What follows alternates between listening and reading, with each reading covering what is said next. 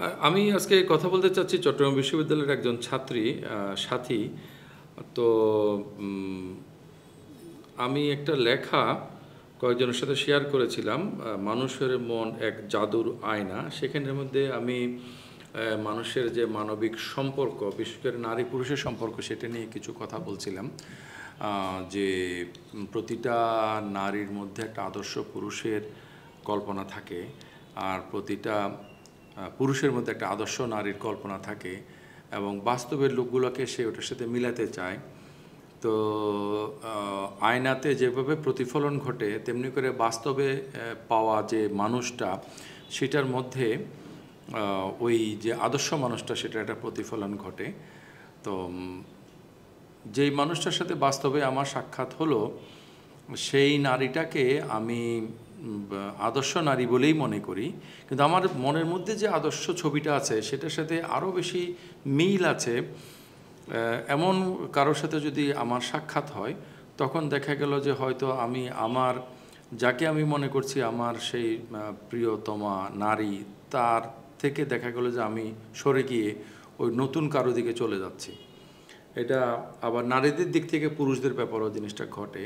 এখানে আরেকটা জিনিস ঘটে, যখন আমরা কারোর সাথে মেলামেশা করি, নারী বা পুরুষ বা বিপরীত লিঙ্গের কারোর সাথে, তখন আমাদের আমাদের পাশে যে আছে আমার সঙ্গী হিসাবে, আমার স্বামী বা স্ত্রী হিসেবে আমরা যদি বলি, বা ওয়েস্টার্ন ভাষায় আমার পার্টনার হিসেবে যদি বলি, তার মধ্যে যেই ত্রুটিগুলো আছে, হয়তো দেখা গেলো যে কোনো একজন ব্যক্তি তার মধ্যে ওই ত্রুটিটা নাই, কিংবা কম আছে, বা কোনো একটা গুণ একটু বেশি আছে। তখন স্বভাবতই আমরা যেটা পাই এটা আমাদের মনে থাকে না, আর যেটা আমাদের না পাওয়া হয় সেটার প্রতি আমাদের একটা আকর্ষণ তৈরি হয়। তখন দেখতে তার প্রতি আমরা আকৃষ্ট হয়ে পড়ি। তো এই যে সার্বিকভাবে আমরা যখন দেখতে যাই যে এই আকর্ষণ বোধটা কারণে আমরা যখন পুরনো সম্পর্কটাকে অবহেলা করে নতুন একটা সম্পর্ক গড়ে তুলি, দেখা গেল ওই যার যে বিষয়টা দেখে আমি আকৃষ্ট হয়েছিলাম তার মধ্যে সেটা তো আছে, কিন্তু তার মধ্যে যে কতগুলো আরোগুলো ঘাটতি বা ত্রুটি রয়ে গেছে, যেটা আমি আসলে আগে খেয়াল করিনি। তো কিন্তু আমার মনের মধ্যে কিন্তু কনস্ট্যান্টলি ওই আদর্শ চিত্রটা কিন্তু আছে। ওই আদর্শ চিত্রটার সাথে যখন আমি এটা মিলাতে চাই, তখন আমার এই নতুন সম্পর্কটা কিন্তু তখন আবার একটা সমস্যার মধ্যে পড়ে।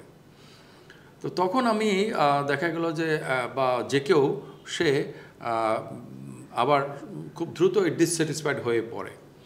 তো এই যে মানবিক সম্পর্কের এই যে টানাপোড়েন এবং সংকট, এগুলোই ছিল মূলত ওই লেখাটার আলোচ্য বিষয়।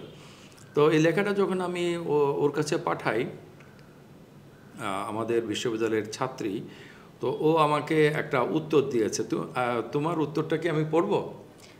জি স্যার, পড়ুন, সমস্যা আচ্ছা। নেই। তো তুমি লিখেছ যে, আসসালামু আলাইকুম স্যার, বাংলাদেশে বর্তমানে মেয়েদের দেহের পর্দা বেশি, কিন্তু মনের পর্দা একেবারে পর্দা করে, নিকাব পরে চলাফেরা করে, তবে 5 ওয়াক্ত নামাজ পড়া তার দ্বারা হয়ে ওঠে না। আর তার সাথে কিছুদিন থাকলেই বোঝা যায় সে না। বর্তমানে বেশিরভাগ মেয়ের মধ্যেই এই প্রবণতা প্রবল। তারা একই সাথে জাস্ট ফ্রেন্ড, পাতানো ভাই, বেস্ট ফ্রেন্ড নামক একাধিক সম্পর্কে জড়িত থাকে, যা বয়ফ্রেন্ডের আধুনিক ভার্সন। সোজা কথা, এগুলো হলো সব দিকে অ্যাক্সেস থাকার ভ্যালিডিটি। এছাড়াও মিস্টার পারফেক্ট খুঁজতে গিয়ে তারা একের পর এক রিলেশন, ব্রেকআপ ইত্যাদি করে, পাশাপাশি নিজেরও মেন্টাল ট্রমায় ভোগে। হলে, মানে মেয়েদের হলে সম্ভবত, তাই না? জি স্যার। প্রায় রাতে ঘুমানোর সময় শুনি কোনো না কোনো মেয়ে তার বয়ফ্রেন্ডকে ফোনে অকথ্য ভাষায় গালিগালাজ করছে। যে ধরনের গালিগালাজগুলো একজন বিশ্ববিদ্যালয়ের শিক্ষার্থীর মুখে কল্পনাও করা যায় না। এসব সমস্যা ভবিষ্যতে ক্রমান্বয়ে আরও বাড়বে। আগামী অর্ধশতক পর ইউরোপ আর ভারত উপমহাদেশের কালচারের মধ্যে খুব একটা পার্থক্য হয়তো থাকবে না। এটা তোমার মন্তব্য। তো আজকে তোমাকে আমি ডেকেছি যে তোমার এই মন্তব্যটা খুবই সাহসী এবং ব্যতিক্রমী। তো মেয়েদের হলে কি আসলে কি এরকম ঘটে? জি স্যার, মেয়েদের হলে এরকম ঘটে, এবং আমার চেনা জানা এরকম অনেকেই আছে, যে যে কথাটা আমি বলেছি যে বহুগামী। দেখা যায় যে এদের একটা বয়ফ্রেন্ড থাকে, বয়ফ্রেন্ড হয়তো বা ভার্সিটিতে থাকে, বা হয়তো বা অন্য কোনো এলাকার। যেমন আমার এক চেনা পরিচিত এক মানুষ বলবো আমি, তার বয়ফ্রেন্ড হচ্ছে ঢাকা থাকে। কিন্তু আবার তার আবার ক্লাসমেট দুজন আছে যার সাথে তার খুবই ক্লোজ সম্পর্ক। দেখে প্রথমে আমরা হয়তো বা ভেবেছি যে দুইজনের মধ্যে কোনো একজন হয়তো বা তার বয়ফ্রেন্ড হবে, কিন্তু পরে জানলাম যে না, তারা কোন ধরনের বয়ফ্রেন্ড না, তারা শুধুমাত্র বেস্ট ফ্রেন্ড। ওই মানুষটার সাথে আবার তার আরেকটা ছেলের সম্পর্ক অন্য ডিপার্টমেন্টের, সেটাও পরে শেষে আমরা যখন প্রথমে বয়ফ্রেন্ড ভাবলাম, পরে শেষে দেখলাম না, এরা জাস্ট ফ্রেন্ড নামে একটা সম্পর্কে আবদ্ধ। এবং এর কিছুদিন পরে শুনি যে মেয়েটা ওই জাস্ট ফ্রেন্ডের দ্বারা হ্যারাস হয়েছে। তো এখন আমি বা আপনি যদি ওই ছেলেটাকে শাস্তি দেন, তাহলে সমাজ আপনাকে বাহবা দিবে যে ওয়াও, নারী অধিকার নিশ্চিত করেছে, নারীবাদী, ঠিক আছে, নারী নিরাপত্তা নিশ্চিত করা জরুরি। এবং ওই ছেলেটা খুব সম্ভবত হ্যারাসমেন্টের অভিযোগ আসছে, নিশ্চয়ই মানে সম্মতিবিহীন কোন একটা কিছু সে করতে চেয়েছে। জি, সম্মতিবিহীন করতে চেয়েছে। কিন্তু আপনি যদি মেয়েটার একটা সিঙ্গেল ফল্টের কথাও বলেন, কিংবা মেয়েটাকে জিজ্ঞেস করেন যে এতদিন তো তোমার কাঁধে হাত দিয়ে হেঁটেছে, এখন যখন আনঅ্যাপ্রোপ্রিয়েট টাচ করলো, এই জিনিসটা তোমার কাছে কেন আনঅ্যাপ্রোপ্রিয়েট মনে হলো, তখন কিন্তু পুরো সমাজ আপনার বিরুদ্ধে তেড়ে ফুঁড়ে আসবে। তাহলে এখানে এটাকে বলবে ভিকটিম ব্লেমিং। হ্যাঁ, এটাকে বলবে ভিকটিম ব্লেমিং। তাহলে এখানে দোষটা কার? আসলে দোষটা হচ্ছে আমাদের সমাজের। কারণ আমাদের সমাজ আমাদেরকে কোন দিকে লিড করছে। আমরা বাংলা সিনেমা দেখি বা ইন্ডিয়ান সিনেমা দেখি, গান, নাটক যেটাই বলেন, সব কিছু কি রোমান্টিক লাভ নিয়ে। কিন্তু আমাদের জীবনে কিন্তু রোমান্টিক লাভ ছাড়া অন্য অনেক ব্যাপার আছে। আমি ফেসবুকে ঢুকি, আমার ফেসবুকে 50% রিলস হচ্ছে শুধুমাত্র রোমান্টিক লাভ নিয়ে। এরকম কেন হচ্ছে? এছাড়াও আমার মনে হয় যে বিশ্ববিদ্যালয় এবং স্কুল কলেজের শিক্ষা প্রতিষ্ঠানের শিক্ষক শিক্ষিকারাও এই রোমান্টিক লাভ জিনিসটাকে প্রমোট করছে। আমি নিজে একজন ক্যান পাবলিকের স্টুডেন্ট, আমি জিনিসটা প্রকাশ করছি যে আমি ক্যান পাবলিকের স্টুডেন্ট। আমি যখন ছোট ছিলাম তখন ক্যান পাবলিকের রুলসটা এরকম ছিল যে যদি কোনো ছেলে মেয়ে দুইজন একাকি দাঁড়িয়ে কথা বলে, সাথে সাথে হচ্ছে এই জিনিসটা কেউ নোটিস করলে ক্লাস টিচারকে জানানো হয়, ক্লাস টিচার গার্ডিয়ান কল করে ইনডিসিপ্লিন হিসেবে দেখে। হ্যাঁ, ইনডিসিপ্লিন হিসাবে দেখে। কিন্তু এখন ক্যান পাবলিকে যা হচ্ছে, একটা ক্যান পাবলিকে শুনলে আমি তাজ্জব হয়ে যাই। আমার বোন ওখানে এখন পড়তেছে, ক্লাস 9-এ পড়ছে। ও বলছে যে আপু, ভ্যালেন্টাইন্স ডে এসে টিচাররা ক্লাসে জিজ্ঞাসা করে যে কে কয়টা গোলাপ পেয়েছো আজকে, এবং যে বেশি গোলাপ পেয়েছে, যেই মেয়েটা বেশি গোলাপ পেয়েছে তাকে বাহবা দেওয়া হয়। তো মানে আমি অবাক হয়ে যাই যে আসলে লেখার মধ্যে তুমি লিখেছো যে মানে এগুলো সব হলো বিভিন্ন দিকে অ্যাক্সেস থাকার ভ্যালিডিটি। তো বিভিন্ন দিকে অ্যাক্সেস থাকা বলতে তুমি যে বিষয়টা বলছো, এটা একটা সোশ্যাল ভ্যালিডিটি এখন তৈরি হয়েছে। জি স্যার। আর স্যার আমার ব্যক্তিগতভাবে অভিমত হলো যে এই যে সোশ্যাল ভ্যালিডিটিটা, এটা সম্পূর্ণ একটা সেকুলারিজমের একটা প্যারাডাইম, একটা সেকুলার প্যারাডাইম থেকে এসেছে। তো আমরা বাংলাদেশকে যতই বলি যে এটা হচ্ছে একটা মুসলিম কান্ট্রি, কিন্তু আসলে কিন্তু আমরা আপাত দৃষ্টিতে দেখছি এটা একটা সেকুলার কান্ট্রি। এবং এই সেকুলার কান্ট্রি থেকে একটা সেকুলার প্যারাডাইমকে উচ্ছেদ করা, এটা কিন্তু সম্ভব না, সোজা কথা এটা সম্ভব না। তো তাহলে আমরা কি করতে পারি? এখানে আপনার একটা কথা আমার মনে আছে যে having awareness is the half of the solution. তো আমরা অ্যাওয়ারনেস, অথবা আমরা কথাটা এভাবে বলতে পারি যে identification of the problem is half of the solution. তো আদৌ আমরা এটাকে এখন প্রবলেম মনে করছি কিনা, that is the main problem. Sir, এটা অবশ্যই একটা প্রবলেম, কিন্তু এটা আপনি যখন বলবেন যে এটা প্রবলেম, কিন্তু তারা এটাকে বিভিন্ন ট্যাগ দিবে, বলবে যে না এটা প্রবলেম না, এটা ও আমার ফ্রেন্ড, ও আমার ক্লাসমেট, ও আমার জাস্ট ফ্রেন্ড, এটা ওদের সাথে আমার ভাই ভাই সম্পর্ক। তাহলে আপনি যখন বলবেন যে তাহলে এই সম্পর্কটা তো তোমার একটা মেয়ের সাথে হতে পারে, বেস্ট ফ্রেন্ড তো তোমার একজন মেয়েও হতে পারে, কিন্তু তারা তখন বিভিন্ন কথা বলবে যে মেয়েদের সাথে মেয়েদের বেস্ট ফ্রেন্ড হয় না, মেয়েরা মেয়েকে সাহায্য করে না। কিন্তু আমি পার্সোনালি অনেক মেয়েকে সাহায্য করি, আমি আমার ডিপার্টমেন্টে মোটামুটি একটা ভালো পজিশনে আছি। মেয়েরা যখন আসে আমার কাছে, আমি বিভিন্নভাবে আমি সাহায্য করি। তো স্টুডেন্ট লিডার, নেত্রী।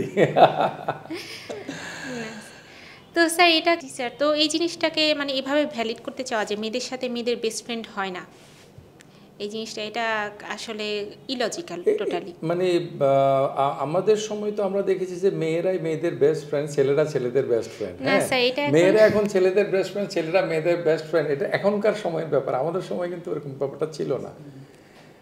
এখন তুমি আমরা এই কথাটা শেষের দিকে চলে আসি, তাহলে যে মানে হাউ টু ডু ইট, তুমি কেন এটা খারাপ মনে করছো? কথার কথা কেউ বলতে পারে যে ছেলে মেয়েদের সম্পর্ক হলো যতক্ষণ মানে কনসেন্ট বেস যে থিওরি, কনসেন্ট থিওরি যেটা বলে আর কি, সো ফার ইট ইজ, এটা consent is there, anything can happen and without consent nothing can happen.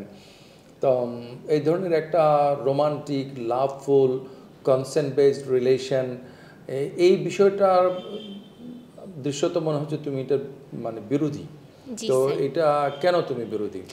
Sir তুমি প্রথম কথা ধার্মিক হিসেবে হচ্ছে, তোমার ধর্মের কথা বলতে পারো, but from logical rational point of view what is your argument?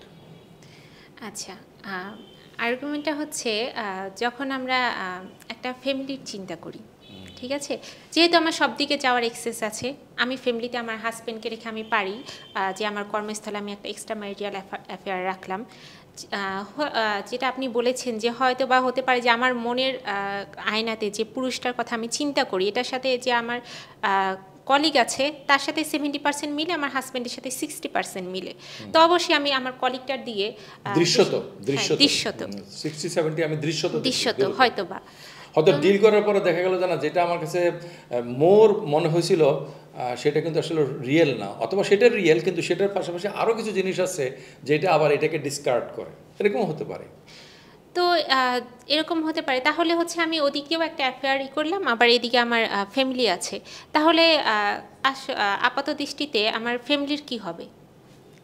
এটা তো একটা পাশ্চাত্য কালচার হয়ে যায়, তাই না? পাশ্চাত্য কালচারের দিকে এটা সেক্ষেত্রে তখন দেখা যাবে যে সেই ফিমেল পার্সন তার হাজব্যান্ডের সাথে ইমোশনাল বন্ডিং যেটা আছে সেটা আর হবে না, সেটা আর এবং হবে না। ইমোশনাল বন্ডিং না হওয়ার কারণে এটা তার বাকি সব কিছুর মধ্যে একটা ইম্প্যাক্ট ফেলবে। জি স্যার। তো মানে তুমি বলতে চাচ্ছ যে ফ্যামিলিকে মানে ফিউচার ফ্যামিলি, স্টুডেন্টদের তো মোস্টলি ফ্যামিলি নাই, কেউ কেউ আছে, তো তার ফিউচার ফ্যামিলি লাইফটা এক্ষেত্রে তার এই আর স্যার স্টুডেন্টদের ক্ষেত্রে যেটা হয় যে এই যে আমি একটু আগে একটা উদাহরণ দিলাম যে মেয়েটা হ্যারাস হয়েছে, কিন্তু মেয়েটা হ্যারাস হয়ে কিন্তু কাউকে বলতেও পারছে না যে সে হ্যারাস হয়েছে, সে এটা নিজের ভিতরে রাখতেছে, কারণ এখানে মেয়েটারও একই দোষের ভাগিদার, কারণ মেয়েটা ওর ছেলেটার সাথে মিশেছে, ছেলেটাকে ফ্রিডম দিয়েছে, যে আমাকে টাচ করার ফ্রিডম ছেলেটাকে দেওয়া হয়েছে, তো এখানে মেয়েটাও কোনো বিচার পাচ্ছে না, ওদিকে সে আবার হ্যারাসেরও শিকার হচ্ছে, তাহলে এটার সলিউশন কি? এখন মেয়েটা যদি বিচার চায় এবং বিচার যদি মেয়েটার পক্ষে আসে তাহলে স্যার এক্ষেত্রে তো ছেলেটাও দাবি করতে পারে যে মেয়েটা আমাকে এক্সেস দিয়েছে।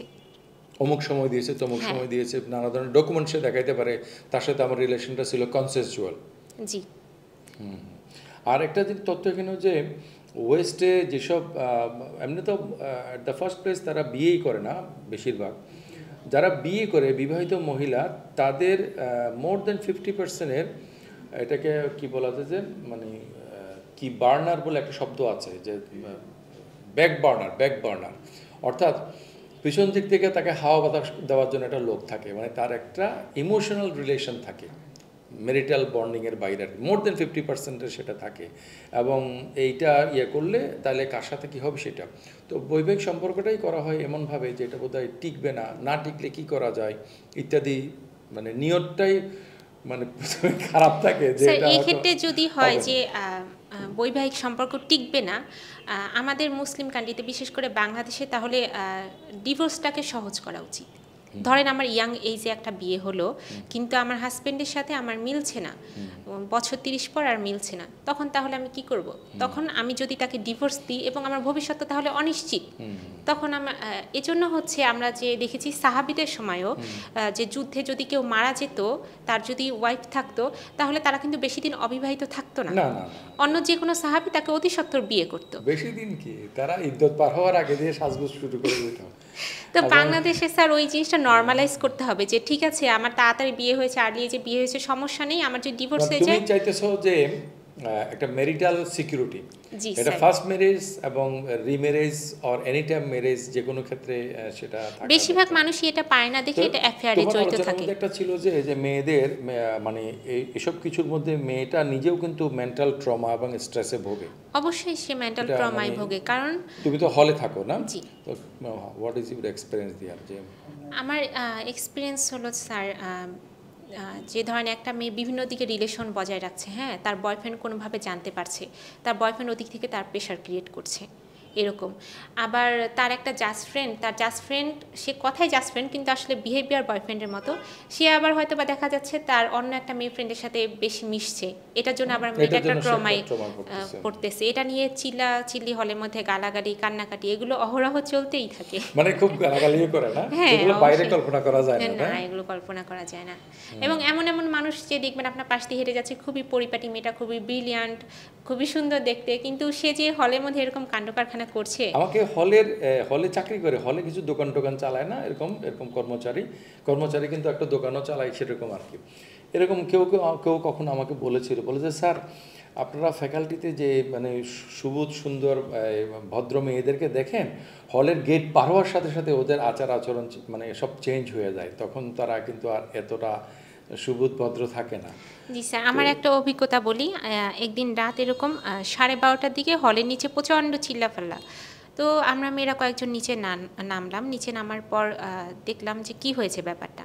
একটা আপু হলে ঢুকলো। তখন হলে কিন্তু নিয়ম আছে যে রাত 10টার পর বা 10:30টার পর ঢুকলে খাতায় এন্ট্রি করতে হয়। তো দারোয়ানটা বলেছে যে আপু এন্ট্রি করেন, কিন্তু মেয়েটা এন্ট্রি করতে চায় না। মেয়েটা নানা কথা বলে চলে যায়, ভিতরের দিকে যাওয়া দেয়। ওই সময় আবার দারোয়ানের সাথে তার একটা বন্ধু সম্ভবত বসেছিল, সেও বিশ্ববিদ্যালয়ে কোনো জায়গায় চাকরি করে, দারোয়ানের সাথে বসে আড্ডা দিচ্ছিল হল গেটে। তো সে কথায় মেয়েটাকে বেয়াদব বলে ওঠে, কথায় কথায় যে সে সাইন করছে না, বিভিন্ন ধরনের গালিগালাজ করছে, মেয়েটাকে বেয়াদব বলে ওঠে। ওই মেয়েটা আবার পিছনে ঘুরে ওই লোক দুইটাকে ধরে, দারোয়ানটাকে এবং তার বন্ধুটাকে, যে তাকে বেয়াদব কেন বলা হলো। তো এখানে দেখেন বেসিক্যালি দোষটা কার? দোষটা কিন্তু মেয়ের। সে রাত করে হলে ঢুকেছে, কোনো প্রয়োজন থাকতে পারে, ঠিক আছে, কোনো প্রয়োজনের কারণে রাত করে হলে ঢুকেছে, কিন্তু তার খাতায় এন্ট্রি করতে কী সমস্যা? এবং তাকে যখন এন্ট্রি করতে বলা হলো সে খারাপ বিহেভ করলো, তো ঠিক আছে একটা বেয়াদব কমেন্ট করেছে, কিন্তু সে এটা এসে হলের প্রবোস্ট পর্যন্ত সে রিপোর্ট পাঠিয়েছে। পুরো এই রাতের বেলা পুরো হলের মেয়েদেরকে ডেকে এনে এখানে একটা সিন ক্রিয়েট করলো যে ওই লোকটা আমাকে বেয়াদব বলেছে, এবং হলে প্রবোস্ট পর্যন্ত রিপোর্ট দিয়েছে। তো এখন যেটা হয় যে আমি যদি চোখের সামনে কাউকে ভুল করতে দেখে আমি এড়িয়ে যাই, আমি কোনো কমেন্ট করি না, কারণ এখানে আমার একটা মান সম্মানের ভয় আছে। ওর হয়তো বা মান সম্মানের ভয় নেই, কিন্তু আমার নিজের মান সম্মানের ভয় আছে।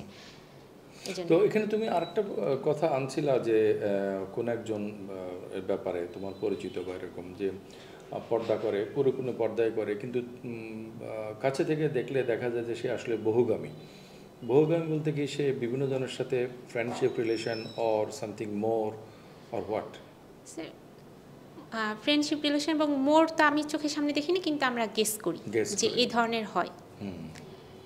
তো এখন যে অনেক মেয়েদেরকে বোরকা পরা দেখা যায়, পর্দা করতে দেখা যায়, কম্পেয়ার টু 10, 15, 20, 30 বছর আগের তুলনায় আর কি, তাহলে এখানে কি আমরা বলতে পারি যে মানে পর্দাটা বেড়েছে কিন্তু শালীনতা বোধটা কমেছে, এরকম কিছু? জি স্যার, পর্দা হচ্ছে বর্তমানে একটা ফ্যাশন। পর্দা হচ্ছে এক হিসাবে মুখোশের মতো। চালু হলো কেমনে? স্যার সাধারণত ছেলেরা কি ভাবে যে একটা মেয়ের সামনে বোরকা পরে যাচ্ছে, নিশ্চয়ই মেয়েটা ভালো, ঠিক আছে, এটা হলো নিজেকে ভালোভাবে উপস্থাপন করা, সুবোধ হিসাবে উপস্থাপন করা যে আমি ভালো মেয়ে, পর্দা করি, নামাজ রোজা পড়ি। কিন্তু যখন এটা তার রুমে যায়, হলের রুমে যায়, এটা সম্পূর্ণ চেঞ্জ আর কি। মানে এটা জাস্ট হচ্ছে একটা ভালো লিবাস। তোমার সাথে আমি মোস্টলি তো সব বিষয়ে একমত, তবে আমার কাছে যেটা মনে হয় যে ইউনিভার্সিটির উচিত এবং বিভিন্ন গার্ডিয়ানদেরও উচিত যে এই সমস্যাগুলো যে হচ্ছে এটা সমাধান আপাতত আমাদের হাতে থাকুক বা না থাকুক, এই সমস্যাটা যে সমস্যা এটা কি করা, কারণ একটা মেয়ে এরকম একটা মুক্ত জীবন যাপন করার পরে সে একটা বৈবাহিক সম্পর্কের মধ্যে, আমাদের প্রচলিত ধরনের বৈবাহিক সম্পর্ক, এটার মধ্যে সে আসবে এবং সুখী হবে, একটা হ্যাপি লাইফ হবে, দুটো জিনিস কিন্তু মিলে না আর কি। এটা একটা সংকট বলেই মনে হয়। জি স্যার, কারণ আমি আমার পার্সোনাল এক্সপিরিয়েন্স বলি, যেমন আমি হলে থাকি, হ্যাঁ, হলে থাকার পরে আমি যখন বাসায় যাই 1 সপ্তাহ পর আমার ভালো লাগে না। কেন ভালো লাগে না? কারণ এখানে আমার হলে মুক্ত পরিবেশ, আমি যখন যেটা চাচ্ছি আমি নিচে নেমে খেতে পারছি। আমার নিজেরও, though you live a conservative life, আমার ভালো লাগে না, আমি নিচে নামছি যখন যেখানে ইচ্ছা যাচ্ছি, কিন্তু বাসায় গেলে আমি এটা করতে পারছি না, সুতরাং আমার নিজেরও ভালো লাগে না। এমনকি বন্ধের মধ্যেও অনেক মেয়েরা বাড়ি যেতে চায় না, আমরা খেয়াল করে দেখি। জি স্যার, মূলত এই কারণে একটা মুক্ত লাইফ লিড করার পরে এরকম একটা বদ্ধ একটা পরিবেশ যেটাকে আমরা নরমাল ভাবি যে নরমাল একটা ফ্যামিলি পরিবেশ, এই পরিবেশটা আর ভালো লাগে না। এটা একটা সমস্যা। So anyway, thank you very much for your concern, and all these social problems must be addressed and discussed. Solution কোথাও দেয়া আছে, আমরা জাস্ট এটা এনে বসাই দিব, আসলে ব্যাপারটা সেরকম নয়। In some chaotic and complicated situation আমাদেরকে অনেক বেশি কেয়ারফুল হতে হবে, কিন্তু মোস্টলি আমাদেরকে সিনসিয়ার হতে হবে two confess the problem and the reality. Thank you very much. Welcome.